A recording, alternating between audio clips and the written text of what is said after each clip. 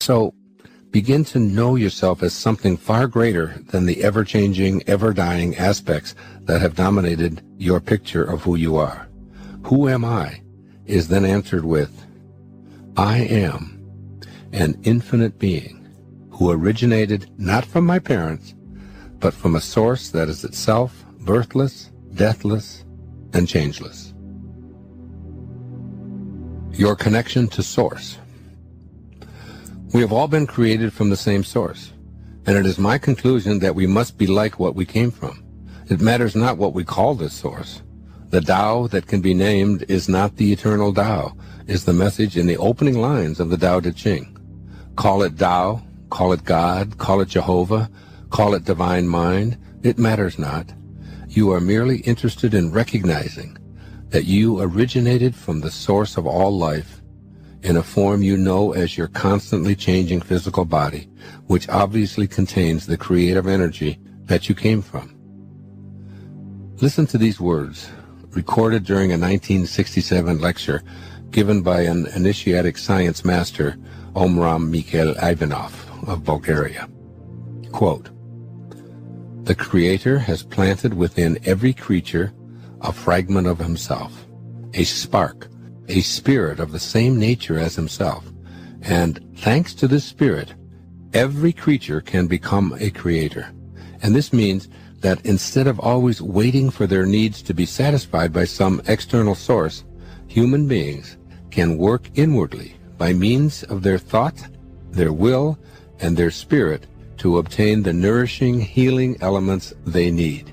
This is why the teaching I bring you is of the spirit, of the Creator, and not of matter." Unquote. I love this quote because it speaks to a part of you that has been largely ignored throughout all of your educational pursuits and accomplishments. The key words here are a fragment of himself, a spark that lies within you, but has largely been left unexamined. This is a great image for you to begin to understand the greatness of your higher self. There is a spark of God within you that is the invisibleness I've been alluding to. It is that which you cannot grasp with the senses. It beats your heart, it grows your hair, and it keeps your lungs breathing in and out. You've become accustomed to taking it for granted while putting the major focus of your life on the physical, that is the unreal part of you. My objective in this chapter and the next is to inspire you to recognize that a spark, a tiny fragment of the creative source of the universe, is located within you, and to help you increase the power of that spark so it becomes the primary force in your everyday life. Review the first chapter and affirm your willingness to change your concept of yourself to help you recognize and increase that spark. Then dedicate yourself to exploring this higher self that I'm talking about. Your higher self is that spark, but a spark is an infinitesimal portion of your physical being. If you weigh, say, 150 pounds, that spark weighs maybe 1/100th of an ounce or 1/1,000,000th of an ounce. This is only a symbolic image because the spark is unchanging. But I'm encouraging you to conceptualize that spark of God inside of you. Imagine it growing to double its size, then a tenfold spark, then maybe a shred, then a segment, then a chunk, then a lump, then a piece, then a section. And just perceive that spark of God as the real you becoming visible through your loving and inviting attentiveness until you feel the sacred presence of your higher self as the guiding light of your life. Ultimately, as I'll talk about later, it will overtake the you that's been dominated by an ego and your sensory apparatus. That former speck of a spark will become the foundation of your life. You might conceptualize this former spark as a sacred light inside of your head that is the same size as your brain. Now you've had a big piece of God to assist you in attaining a status wherein the fulfillment of your wishes becomes a no-brainer, or perhaps you'd call it a new-brainer. This new brain is comprised exclusively of infinite God energy. Your higher self at work every day. I want you to seriously contemplate another observation made by the initiatic spiritual master Omram Mikhail Ivanov in a lecture given in January of 1971. This is a lecture that I've listened to many times. Quote, "Our higher self is perfect, omniscient, and almighty, a fragment of God himself, a pure, transparent, luminous quintessence. This will very likely be a challenge for you as you consider a new concept of yourself by accepting some truths that you have been raised to believe are falsehoods. Yet I ask you to study this ancient spiritual teaching, which is designed to familiarize you with a radical idea about the powers you possess just by the fact that you are a living, breathing human being. If you are committed to accessing your higher consciousness, then you must be willing to do what is required in order to integrate what this great initiatic teacher is offering. In order to accomplish becoming an almighty being, your higher self, that is God, must be enlarged from a spark to a more meaningful portion of your essence. Since you are a piece of God, and therefore have that within you, you needn't doubt your own divinity. As Jesus reminds you in the New Testament, "Is it not written in your law, I have said, you are gods?" That's from the book of John 10:34. As a growing spark of God, you must be willing to say, that portion of myself that has not edged God out, that is ego, must be perfect. It is all-knowing, and it is almighty. There is nothing that this higher self, that I am, cannot accomplish. Once again, let's look back at something Jesus told us. Quote, "With God, all things are possible." That's in the book of Matthew 19:26. All things are possible leaves nothing out. As my teachers in the initiatic sciences frequently reminded me, this higher self, that portion of God that is us, only begins to notice us and give us the attention we crave when we enlarge it from a tiny spark and invite that energy into our life. Your awareness that God isn't something external to you, but rather a portion of yourself, is truly a giant step in your spiritual evolution. You can tell yourself with genuine knowing, I am perfect. All forms of I am have tremendous significance, as you will learn when you listen to the next chapter on your highest self. In this chapter, you are discovering your higher self. God no longer resides outside of you, and no longer plays favorites. In short, you've revised humankind's image of a God created in its own egoistic idea of itself. A God who knows how to heal, yet withholds healing from some and offers it to others who are presumed to have paid some kind of dues. A God who is angry. A God who gives humans the pleasure of sexuality, but promises to burn in hell those who don't follow rules devised by other humans.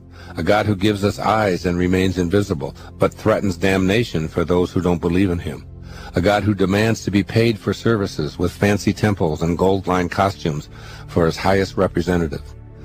This is a God of the ego. Your higher self is a piece of an all-loving, all-embracing, creative source. All you need do is accept that this is not something external to yourself. It resides within you. The kingdom of heaven is within. In fact, it is you. And all you need do is begin to align yourself with this divine essence. Begin to act like it acts and think like it thinks. And you will begin the process of manifesting just as it does. This is the true essence of living a life in which your wishes are fulfilled, giving your divine nature a chance. The second part of this program provides a step-by-step plan for allowing your higher self to take over the process of fulfilling your desires.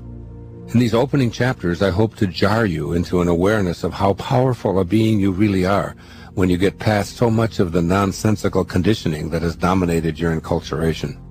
Toss out any self-limiting ideas about your divine nature and what it is capable of achieving.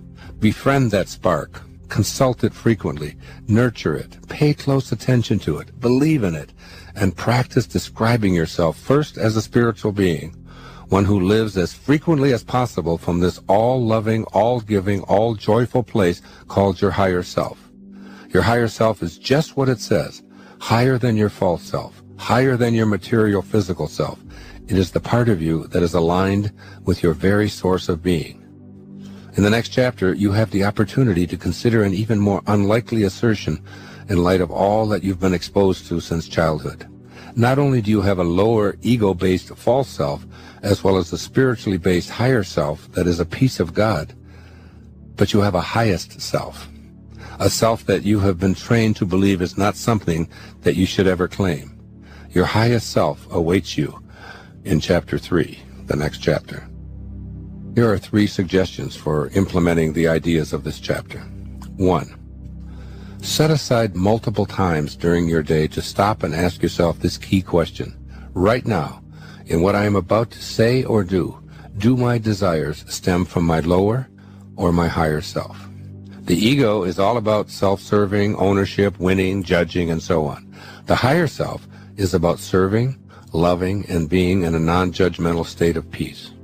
Ask yourself this question and create the opportunity to align yourself more fully with God.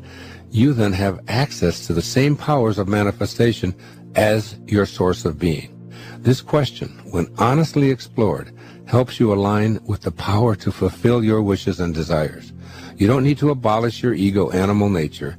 You do need to keep it tamed, but it isn't allowed to overshadow or destroy your spirit. Give your divine nature a chance by asking yourself this question. Right now, in what I am about to say or do my desires stem from my lower or my higher self? A very important question. Second suggestion. Spend some of your quiet meditation time visualizing a tiny spark of awareness glowing within your being. Practice seeing this God portion of yourself expanding its glow within your mind. See it growing into a personally satisfying size. Continue this expansion exercise, sensing the spark and glow as your God essence. You will begin acting from this inner God-realized image. And the third suggestion, use these affirmations frequently. I am all-knowing. I am all-powerful. I am unlimited. This helps you banish doubt and refer to this portion of yourself that lives in a spiritual world of no restrictions. Simply affirm to yourself without explaining to others or demonstrating pride in what you're doing.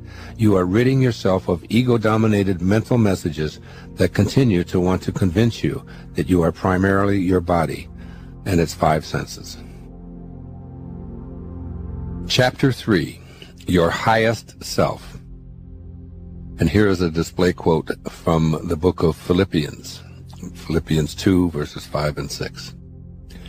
Quote, Let this mind be in you, which was also in Christ Jesus, who, being in the form of God, did not consider it robbery to be equal with God.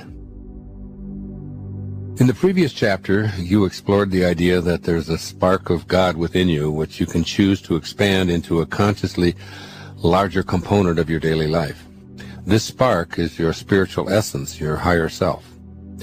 As your awareness increases that you are a God-realized being, you will welcome it as the central focus of your life.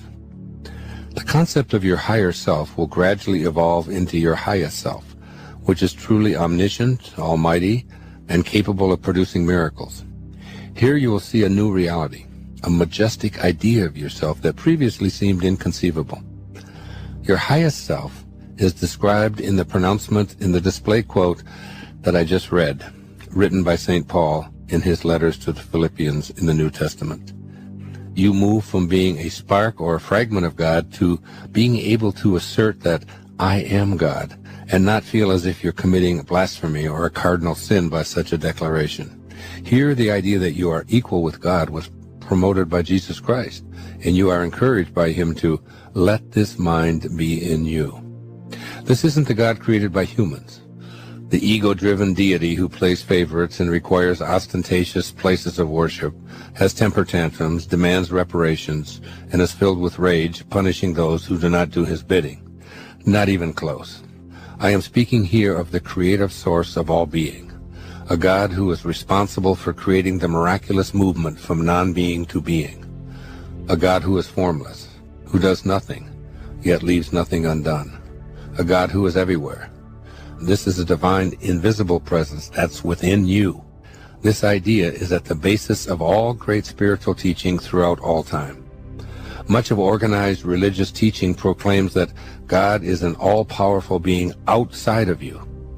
That idea has been thrown at you since you were old enough to process this absurd notion. God, you are told, watches you and punishes you if you misbehave, but listens to your prayers and helps you resolve your conflicts if you do the right thing and please him. Perhaps it is a radical idea for you to declare, I am God, and God is love, or to believe that he who abides in love abides in God and God in him, from the book of 1 John 4:16, is who you actually are. When you are this God, your essence of pure love, it is all you have to give away. And when you realign yourself in this vein, once again quoting Jesus the Christ, quote, with men, this is impossible, but with God, all things are possible. Now, all things are possible leaves out nothing, including your ability to fulfill any and all wishes that are aligned with God. You may find it difficult at first to be able to assert to yourself that I am God, but when you put it into the context of God as love, and pure love allows you to be almighty, all-knowing, and God-realized, you will, I assure you, begin to regain the omnipotence that is your essence from the moment of your transition from non-being or spirit to being, that is human. I emphasize these teachings of Jesus to show that the declaration of I am God is not only not in opposition to the teachings of Christianity or other spiritual practices, but is fully aligned with these earlier teachings. The reason it may seem blasphemous to say that I am God is because we've adopted the God of the ego, created by humans from ego-based ideas of a God that imitates our most unholy human attributes. I've been studying two great spiritual teachers in depth for several years as I prepared to write this book. One of them is U.S. Anderson, and the book of his that I read, studied, meditated upon, and am now living and teaching is titled 3 Magic Words. The book is 323 pages long, and it was not until the last chapter, after many specific meditations and exercises, after many enlightening words on consciousness, intuition, faith, love, success, immortality, and more, and after investing time and energy in what is being taught by the author, that I discovered what the 3 magic words actually are. Here's the beginning of the final chapter titled The Key. Quote, this is the ineffable secret, the ultimate illumination, the key to peace and power. You are God. If you will accept this towering truth, dare to stand atop this magnificent pinnacle, universal consciousness will be revealed to you from within. God is there. It is He who peers from behind your eyes, who is your own consciousness, who is your very self. You are not just a part of God, you are altogether God, and God is altogether you, unquote. This is your highest self. It's indeed a towering assumption, but one, if used in context and alignment with the creative source of all, that is the key to mastering the ability to live a life of your own wishes being fulfilled. After all, with God as you, and you as God, all things are possible. This is not an assertion limited to Western teachings or the Christian faith. In the Vedanta, the ancient pre-Christian teachings, we are reminded that we are not a part of, but identical with, that absolute spirit of the world.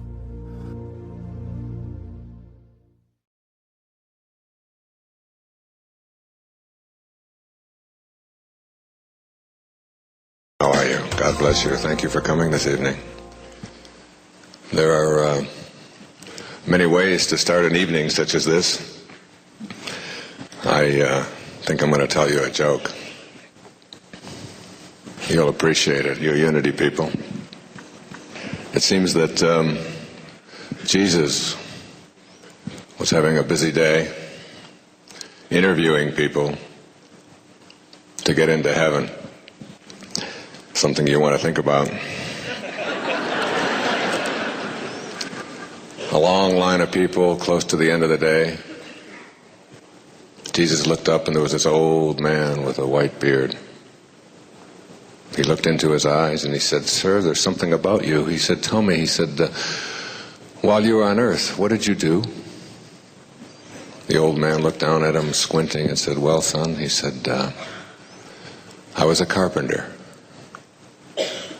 Jesus said, "A carpenter? Boy, that's familiar." He said, "Tell me," he said, "where did you live?" The old man looked at him and he said, well, he said, I lived in a land far, far away. Boy, chills started to go through Jesus. He looked up once more and he said, tell me, he said, you didn't happen to have a son while you were on earth, did you? The old man looked at him and he said, well, some say I did, and some say I didn't. Jesus couldn't take it anymore. He put his pencil down, stood up, threw his arms out and said, Father! The old man looked at him through his spectacles and said, Pinocchio?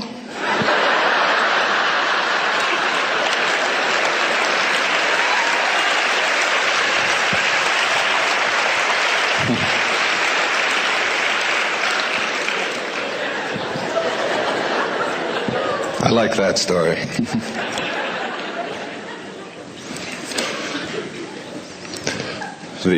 She just got it. It's a carpenter, land, no, Geppetto. I'll explain it. I guess what I would first like to say is that all of the things that I'll be speaking about here this evening come from my heart.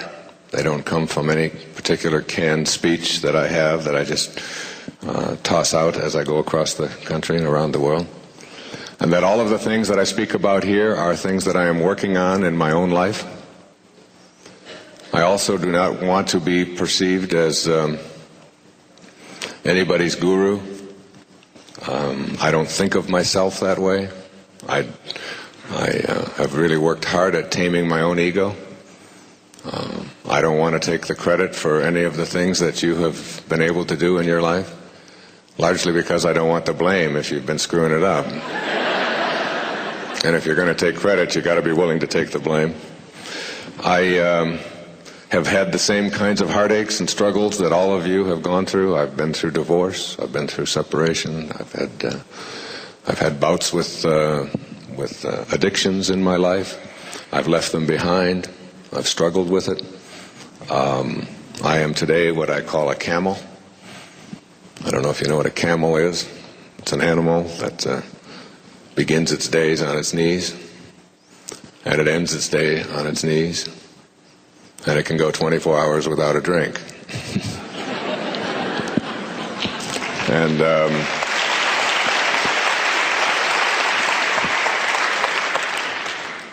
And I have 8 children. 5 of them are under 12. I have teenagers and a 27-year-old. Some of you can't see in the back. This may look like a bald head to you, but it's really a solar panel for a sex machine.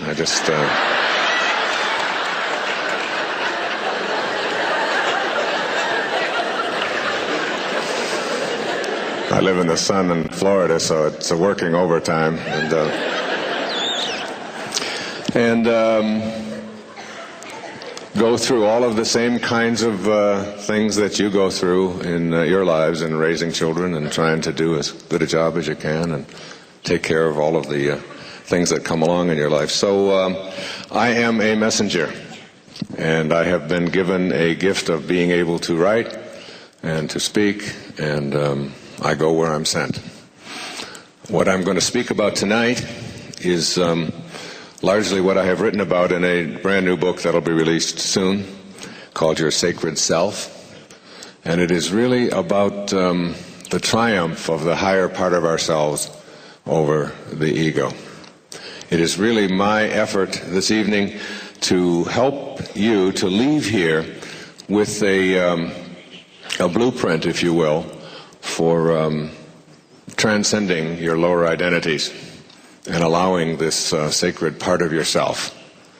In a book that I researched and read and met the author called The Tibetan Book of the Living and the Dying, written by Sogyal Rinpoche from Tibet. He has a quotation in there that I found very useful in putting together this new book.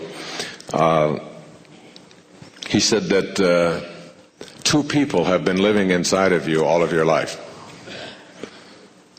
One is the ego. which is demanding, easily offended, believes in its separateness, thinks that it's special, garrulous, and insane.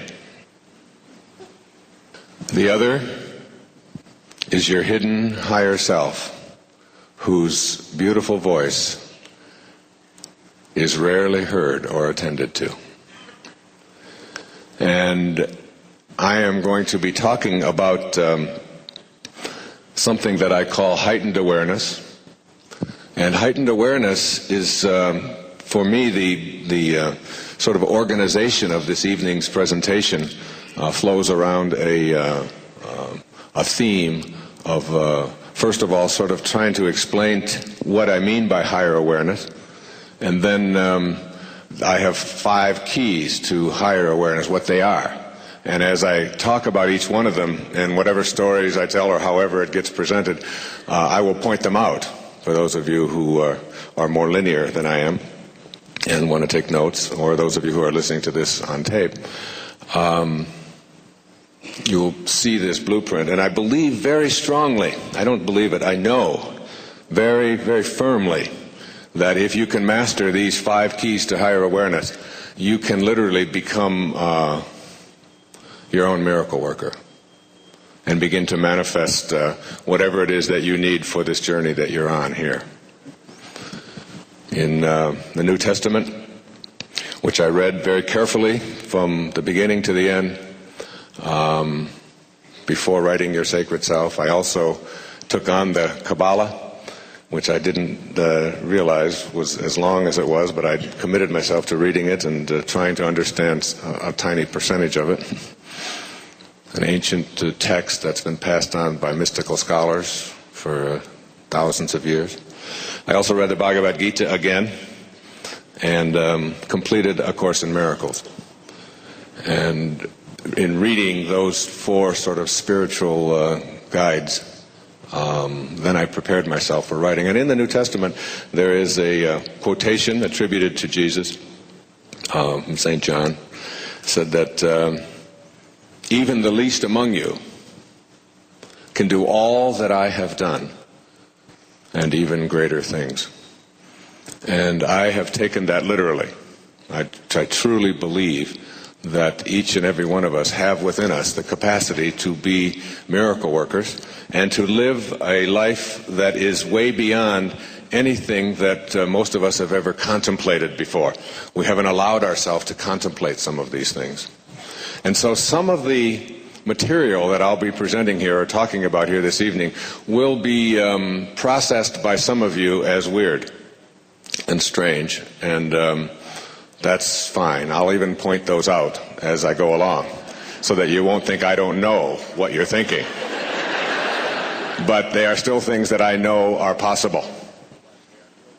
And as I talk about some things that perhaps you wouldn't expect someone with my background and training to be talking about, I'd like you to listen to this right at the very beginning, this beautiful story that Buddha used to tell his people. Before I even do that, though, I'd be, so that I just don't forget, something I talked about on the radio and on TV this morning here at KTAR when I was being preempted by the OJ trial, in and out, is that I'd like to say, we've got a couple of thousand people here this evening, and I would really like to say to you, as I will be saying all across the country and all around the world, as I'm going on tour, doing a national sort of speaking tour on promoting higher consciousness in our country and in Europe and in Australia, with people such as Deepak Chopra and Marianne Williamson and Louise Hay and Stuart Wilde, and we are touring, talking about these things. And one of the things, I received a letter from a man whom I hold very dear in my heart. His name is Eknath Eswaran. And Eknath Eswaran is really his first name, but in that part of India where he's from, they go for last name first. So Eswaran wrote to me and asked me if in my talking I would tell people that this, and he wrote me this letter in September, he had pointed out that over 15,000 articles in national publications had already been written about this trial before they even had selected a jury, and that the energy that we are putting into all of the minutia of this particular crime is something that is going to bring us down. And so I would ask you to go out from here and to pay less titillating attention to the details of this particular current thing that is dividing us racially. Thank you. It's dividing us as a people. It is putting an emphasis on violence. It is we are collectively placing way too much energy on the kinds of things that will really bring us apart rather than together. And I don't watch it, and I don't read about it, and I don't comment on it.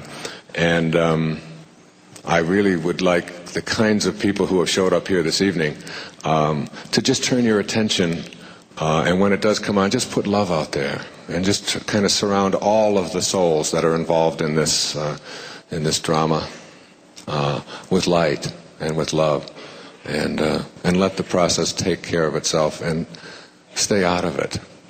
Stay out of it. It's very, very important. And Eswaran is one of the leading spiritual figures. I think he's a living saint. He's 83 years old. He wrote Dialogue with Death, which I'll talk about later this evening, and is the interpreter for most of those of you who have ever read the Bhagavad Gita in English probably read his interpretation of it. So that's my little spiel on OJ. Here's the story. It's from Legacy of the Heart. This is a story told by Buddha to his students. So I'm saying it to you at the beginning here tonight. A young widower who loved his 5-year-old son very much was away on business.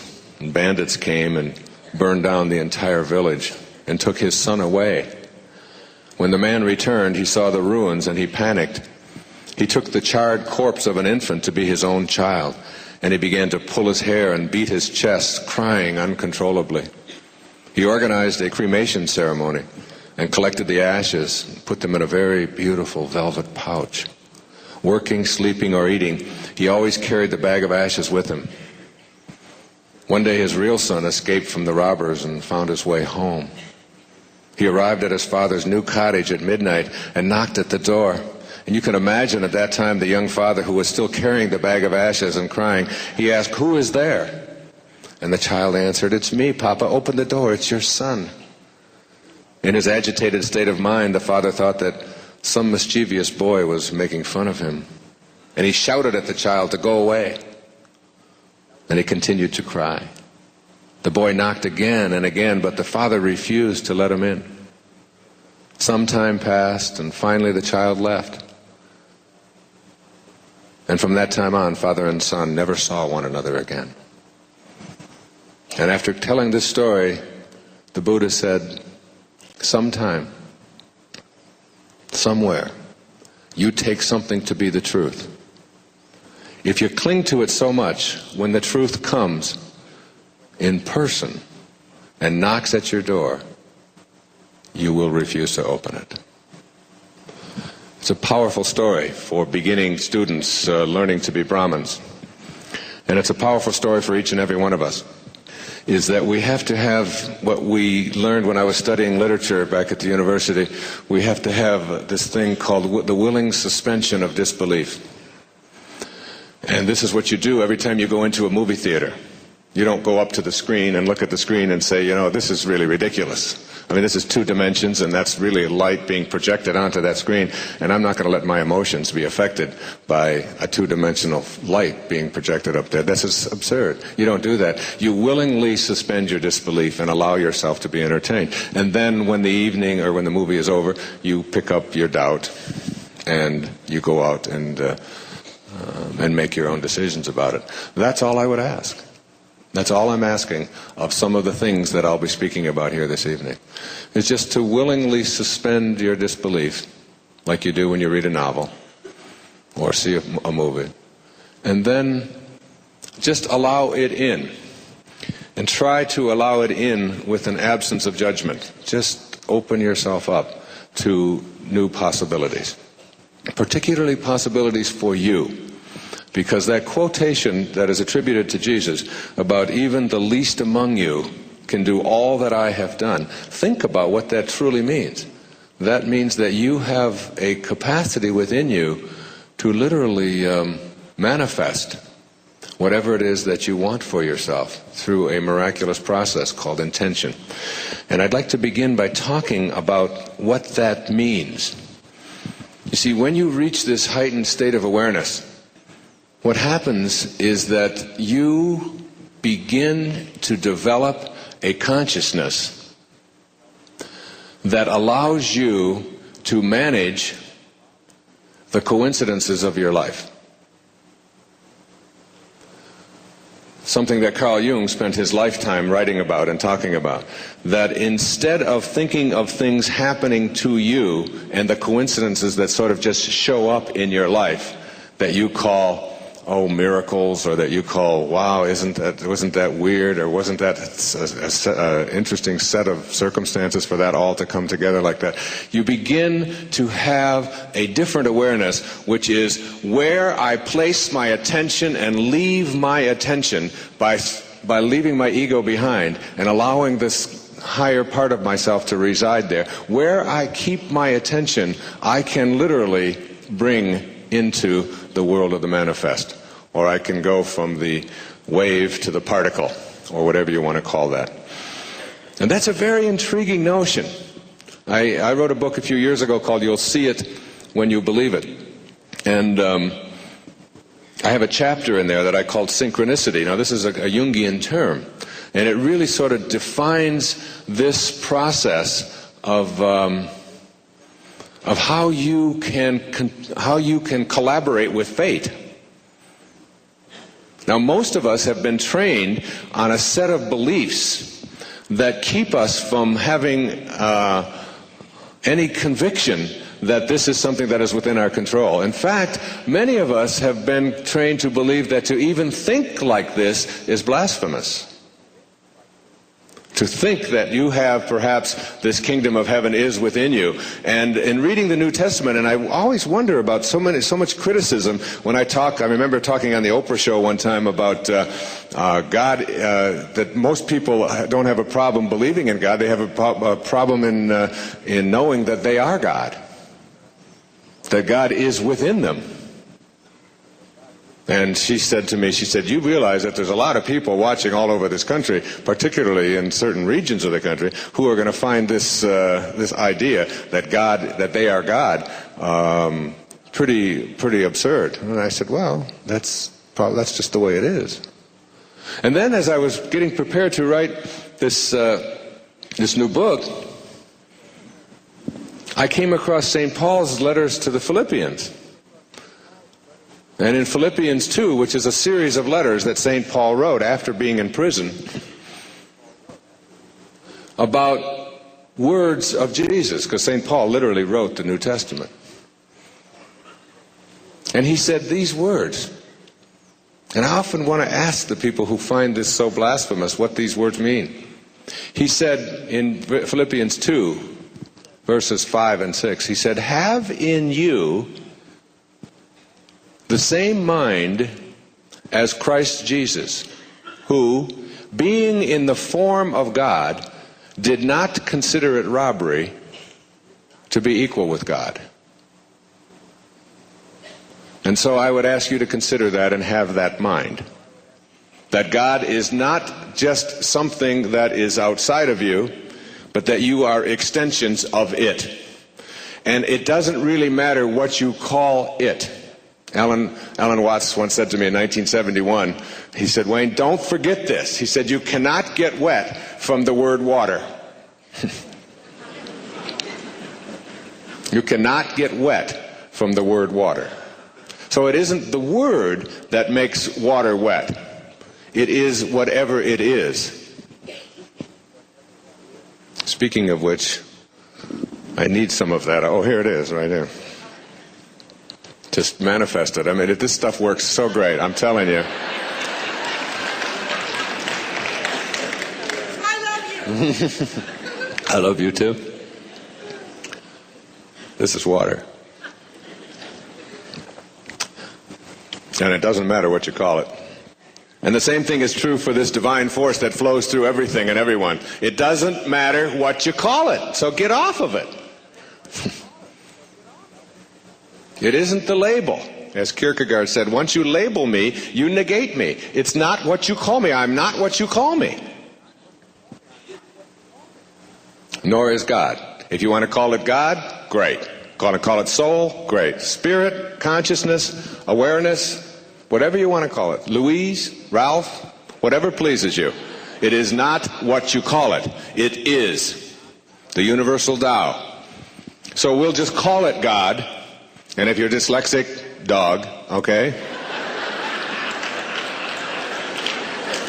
And we'll just put a name, we'll just call it that for this evening. But that's not what it is. So if you have a better name, by all means use that. But know that this thing, this divine force, is in all of us. And that in order to be able to get to this state of heightened awareness where you can manage the coincidences of your life and know this eternal force and be able to manifest and create whatever it is that is in your heart's desire, as long as you stay on purpose, you must first do some things that perhaps are difficult for us to do. So the first key to higher awareness is this. I call it erasing your past. Erasing your past. And this I will spend the most time on because it's the one that the most people struggle with. Now this thing about managing your emotions and managing your coincidences, rather, is something that I'm going to refer to as intention. Intention. I've got to resist using this blackboard because I know there's people about 1.5 miles away back there, and I can hardly see it myself this close. But being a teacher, I don't really get going until I get the chalk in my hand. So just let me have the chalk, all right? And I'm feeling much more secure now. An intention is something that I can only illustrate to you by, and so that you will understand this thing of synchronicity and being able to create. Like, I'm in Madison Square Garden last November, all right, and I'm going to give a talk there at the Felt Forum. And I used to teach at St. John's University in New York, in Queens. And it had been, maybe 17, 18 years since I had been back. I left there in 1976. And I hadn't seen my former department head, who hired me at St. John's right after I got my doctorate in 1970, to come there and teach. And a really nice guy and a very good friend. So I thought, I'm going to look him up. I've been thinking about him a lot, and I'm going to look him up. So about 2 hours before I go on, I was thinking about Bob, and I go to the lobby of the Felt Forum, and I go into a phone booth, and I get the Long Island, he lived in Garden City, I get the Long Island directory, and I go to Garden City, and I'm looking up his name, and I can't quite find it, and I turn around and I look up, and he's standing there. Now, it's 18 years since I've seen this man, and I've been thinking about him, and I'm thinking I'm going to call, and he's standing there. Now, everybody goes, oh, booga, booga, wow, what's going on here? I got to call everybody I know. You say, okay. So there was a time when I used to do the same thing. Oh, man. But see, this stuff happens so much now that I'm beginning, maybe I've got to really work on this ego thing, but I'm beginning to think that I can do this, all right? See? So now I don't even just think I can do it, I know I can do it. I know that the mechanics of creation are such that if I stay on purpose in my life, where I place my attention, I can manifest from that placement of attention, as long as I do it without the other 4 keys to higher, with the other 4 keys to higher awareness, which I'm not going to tell you about yet. But as long as I keep my attention there, and don't allow anyone else to smear it. You see, in order to be able to create anything for yourself in your life, you first must be able to conceive of it. And the corollary of that is, if you can't conceive of it, you can't create it. And the problem in trying to teach people to become spiritual masters, enlightened beings, the problem is not in teaching the mechanics of this. The mechanics are really quite simple.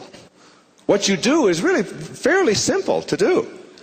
The problem is in convincing people that they have the capacity to do it. Because most of us are stuck in something, now I do have to write this, I'm sorry, something called a paradigm. A paradigm. And a paradigm is a way of thinking or behaving which traps us into believing, like the father with his son, into believing a truth because we've had it drilled into us by so many people that we can't think any other way. And that's why I say this first key is so important. You have to be able to let go of your past. And before we take a break, I am going to try to give you, I'm not going to try, I'm going to give you the formula for doing that. And try to illustrate it with some of what I think of as the best stuff that's ever come down the pike in terms of getting rid of this stuff in the past. But a paradigm, let me give you an illustration of a paradigm. In 1968, okay, go back, 1968. What country in the world do you think was the world's largest manufacturer of wristwatches? Switzerland. You get an A. And everybody would have come up with that, virtually everybody, in 1968. The Swiss had been making watches for centuries, and they were considered the leading experts on watches. Now it's 1995, okay? Less than 30 years later. And what country, by a factor of 10 to 1, is the leading producer of wristwatches in the world today? Japan. Now, the reason why that shift has taken place in a relatively short period of time is something called paradigm. In 1968, someone came to the Swiss manufacturers in Geneva and said, "We have a new idea for making watches. We're going to get rid of the mainspring. We're going to get rid of the winding mechanism. We're going to get rid of the whole inside. And we are going to replace it with a quartz movement and put in a battery. That battery is going to last for years, and it will keep perfect time, and it's going to transform the watchmaking industry." And the Swiss said, "Don't tell us how to make watches. We have been doing it for centuries. We are the experts. We will tell you." That was their paradigm. And they continued making watches the way they did, and they went to the Japanese. Now, that little example, I've always remembered that when I heard that the first time.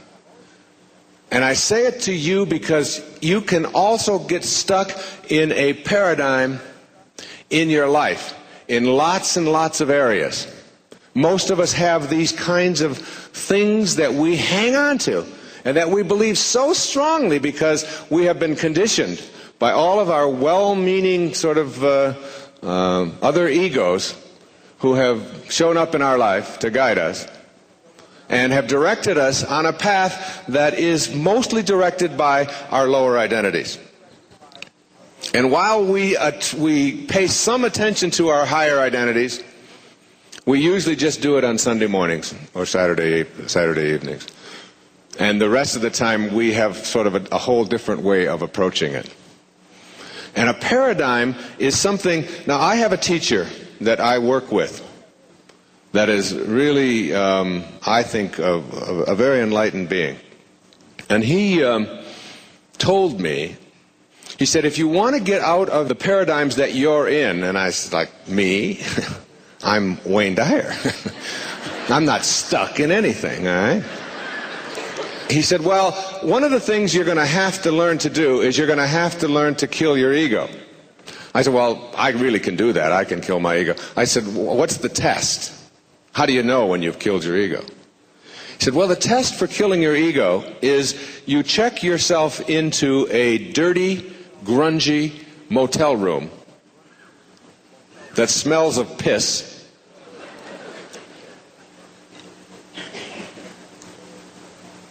and you stay in that room until it no longer matters whether you're there or not, and whether anyone visits you or not. And the minimum stay is 3 months. You have to stay until it doesn't matter whether someone visits you or you visit someone else. You just check yourself in. And I said, when? He said, now. I said, well, I got to call. No, you don't call, you do it. I said, well, I already failed the first test. He said, the second test of being able to get out of a paradigm is to get up between 3 and 6 a.m. every day for 2 years. And in that time period, you walk in the woods, and if there's no woods, you walk in the streets without any fear. You abandon fear and you walk, or you run. In the woods preferably, and after 2 years, you will know why you are doing it. And I am in that test right now. I've been in it since August the 18th. In reading the Seth material, Jane Roberts said that we are awake at the wrong time and asleep at the wrong time. That the best time to be awake is between 3 and 6 a.m., wherever you are. And that, she said, virtually every single one of you, and I'd like to put you to this test, every one of you will receive a wake-up call from God between 3 and 6 a.m. You will wake up for a moment, note the time, and then listen to your ego and go back to sleep. Or maybe get up if you got a prostate problem and get right back into bed and say, well, it's 3:30. I don't get up at 3:30 in the morning.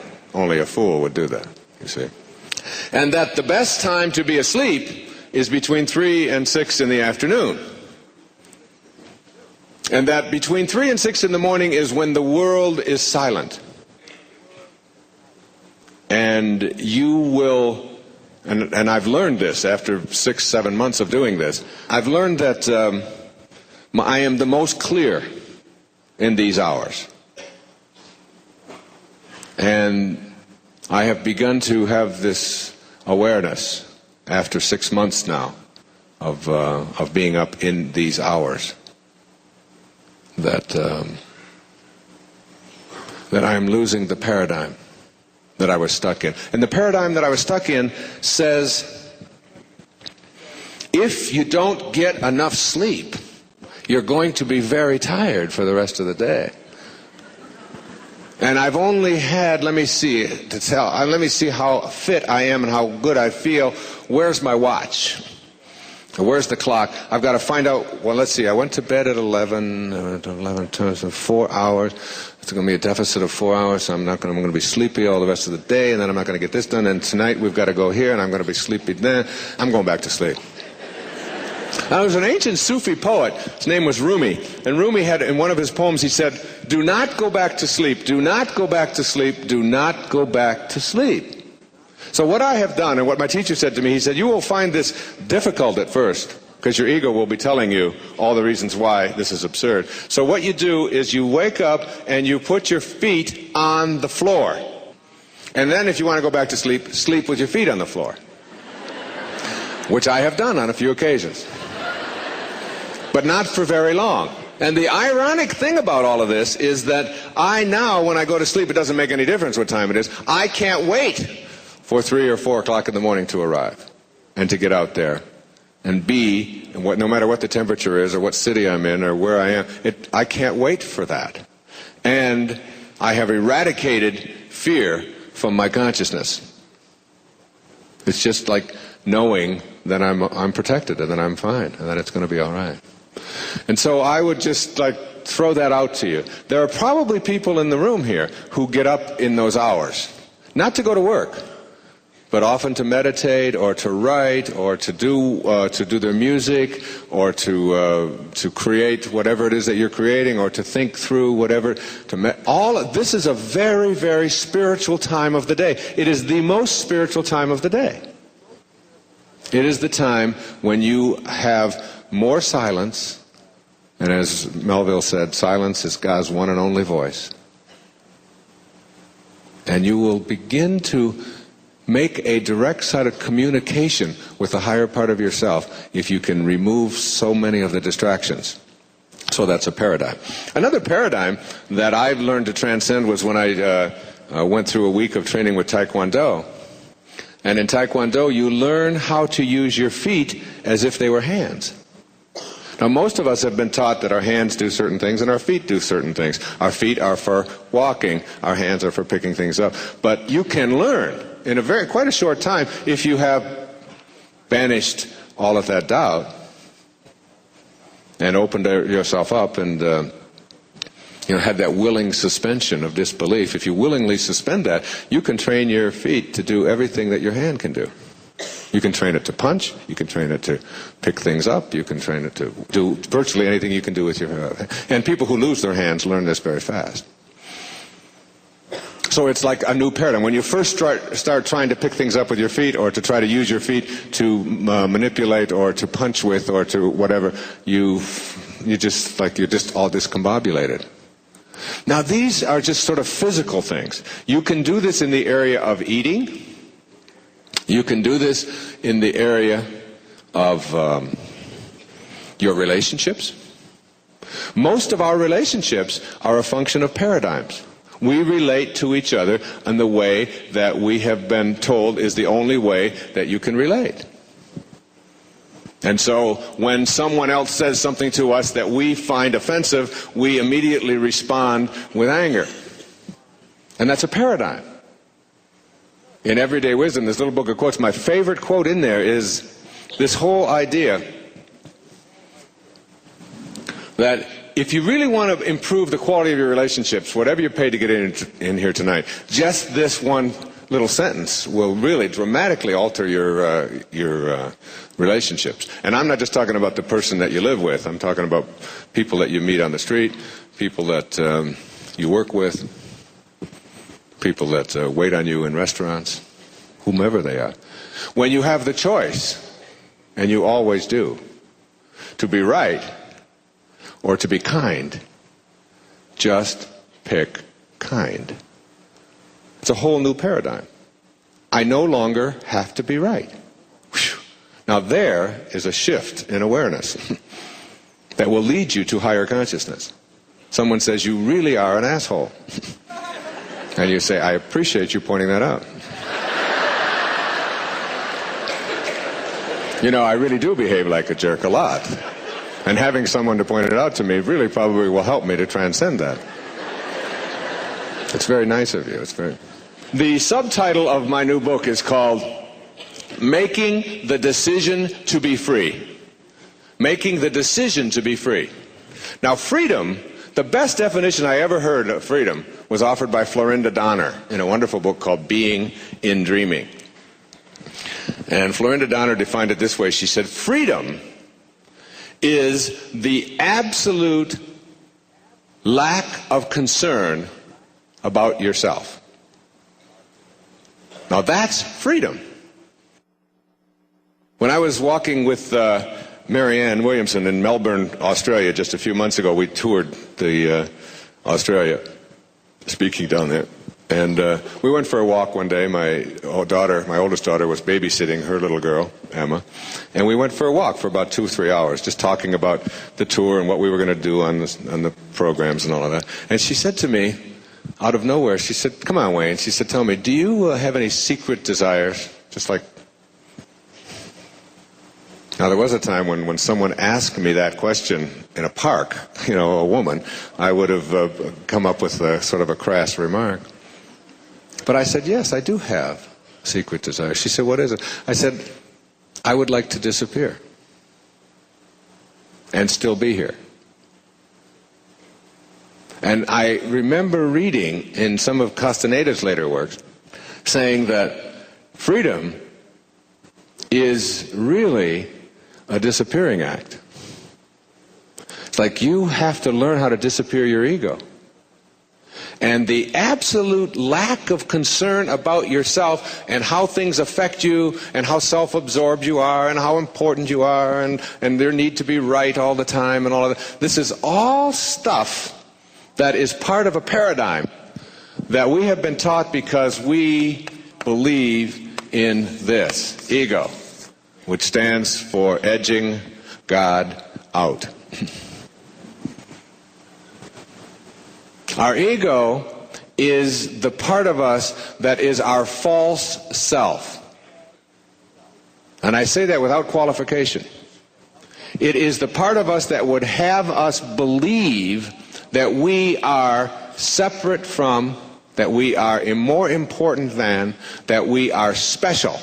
And I want to tell you right now, folks, if you want to understand higher awareness, you got to get off of this thing that you are special.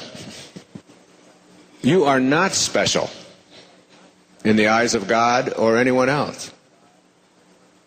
It implies, if you're special, that someone else is not, doesn't it? And if everyone is special, then we don't need a word like that, do we?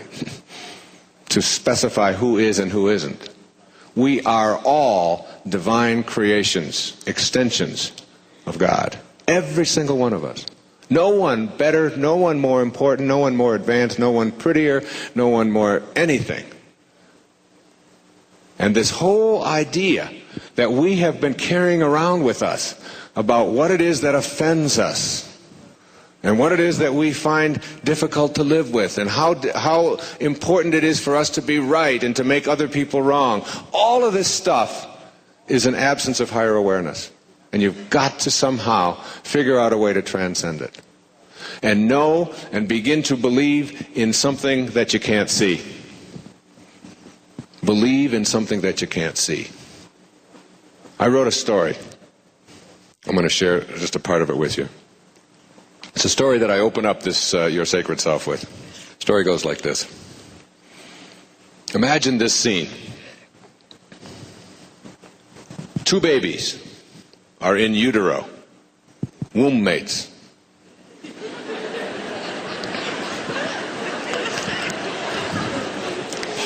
Confined to the wall of their mother's womb, and they are having a conversation.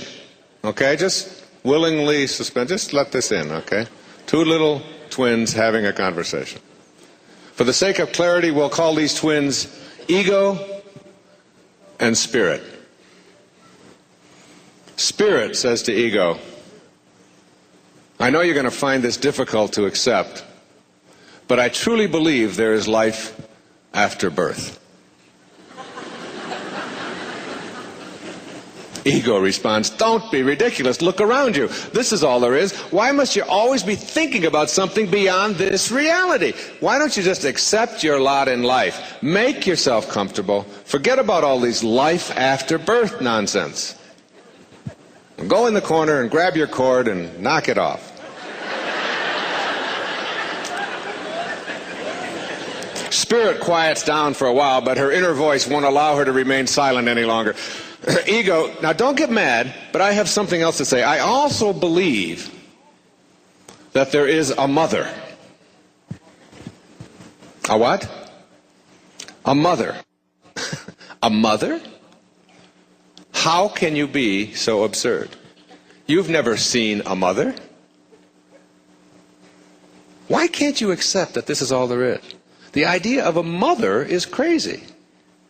You are here, alone, with me. This is your reality. It's wet. It's cold. It's crowded. This is it. Trust me, there is no mother. Trust me. Spirit reluctantly stops her conversation with ego, but her restlessness soon gets the better of her. Ego, she implores, now listen, without rejecting my idea, just listen. Somehow I think that those constant pressures that we both feel, you know, those movements that make us so uncomfortable, that continual repositioning and all of that closing in that seems to be taking place as we keep on growing, that this is all getting us ready for a place of glowing light, and we're going to experience it very soon. Now I know you're insane, replies ego. All you've ever known is darkness. You've never seen light. How can you even contemplate such an idea? Those movements, those pressures you feel, these are your reality. You are a distinct, separate being. This is your journey. Darkness and pressures and a closed-in feeling. This is what life is all about.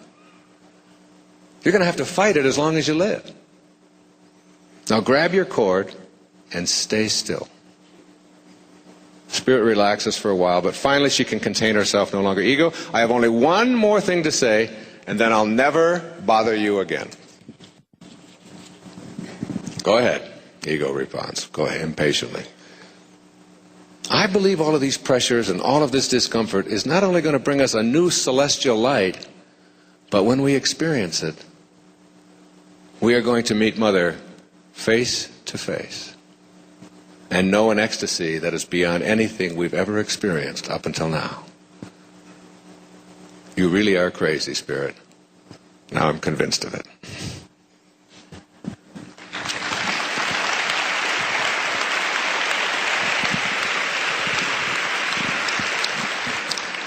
And so you see the metaphor, don't you? I don't even have to explain it. We who come to talks like this are what my friend Stuart Wilde calls fringe dwellers. We are dwelling on the fringe, all of us. We are filling out the forms. We are in the system. We are not that rebellious yet. We receive a lot of criticism. A lot of people think we're nuts. And I want to tell you, all of those people who do will be down this road with you before long, as soon as we get it paved.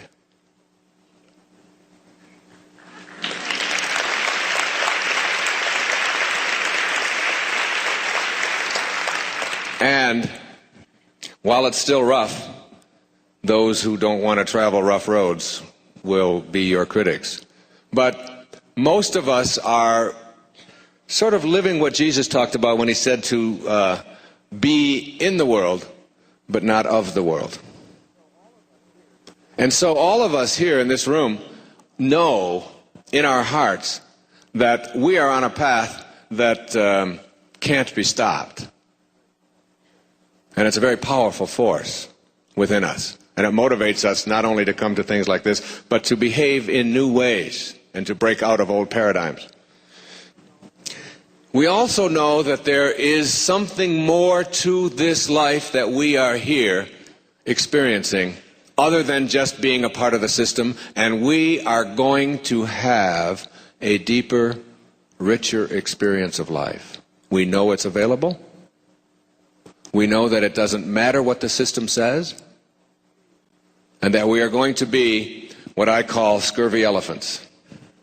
When I was a little boy living in an orphanage, I came home and said to the lady who ran the place, "What's a scurvy elephant?" And she said, "What?" I said, "I heard my third grade teacher telling the principal that Wayne Dyer was in her classroom and that he was a scurvy elephant." She said, "I don't know what that is, but I'll call." And she called the principal, and the principal said, "Oh no, that's Wayne. He gets everything mixed up." She didn't say that he was a scurvy elephant in her classroom. She said that he was a disturbing element in her classroom.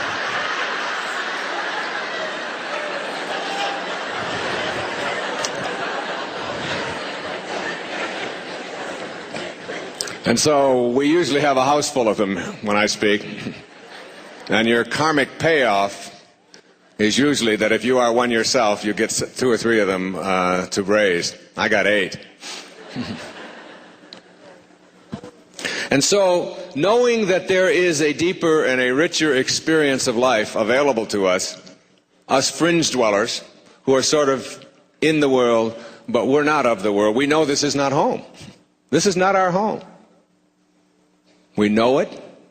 We know that we are not human beings having a spiritual experience, but that it's the other way around. that we are all spiritual beings having a human experience. We know this. And we know that there was a moment when we, before we showed up here on this plane, when we were in nowhere. N-O-W-H-E-R-E. Nowhere.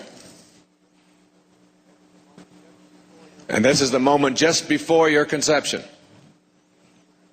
I'm going to suggest to you, and I know this is weird, put a little asterisk around this in the tape. I'm going to suggest to you that you don't rely upon your memory to determine whether this is valid or not. Because you probably can't even tell me what you had for breakfast, let alone what you dreamt about last night, let alone what happened to you when you were 3 months old. You all were 3 months old, weren't you, at one time? You want to tell me about it? What was it like